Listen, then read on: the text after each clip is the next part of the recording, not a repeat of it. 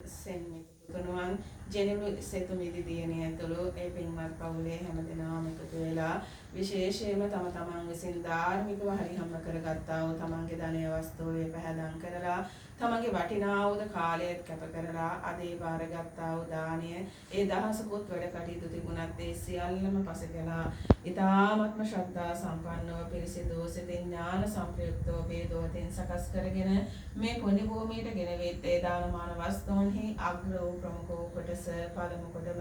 අප තිලෝගුරු අමාමෑණී ලෞතර තථාගත සම්මා සම්බුදුරජාණන් වහන්සේගේ ඒ අනන්ත අප්‍රමාණ වූ මහා ගුණස්කන්ධයන් උදෙසා මෙතෙක් ලොව පහළ වූ සීල බුදුපසේ බුදුමහරහතුන් වහන්සේලාගේ ගුණයන් සිහිපත් කරගෙන ඒ අනන්ත වූ ගුණයන් උදෙසා ඒ දාන වස්තුව සම්බුද්ධ පූජෝපහාරයක් වශයෙන්ම පිළියෙල කරලා තැන්පත් කරලා අප්‍රමාණ ගෞරවයෙන් වන්දනාමාන කරමින් පූජා කරලා ඔබ විශාල පින්කමක් සිද්ධ කරගත්තා හිතේ පැහැදීමක් චිත්ත ප්‍රසාදයක් ඇති කරගත්තා පින් සිතක් මතු කරගත්තා ඒ වගේම ඒ දාන වස්තුන්හි දෙවෙනි ශේෂ කොටසත් ගෞරවනීය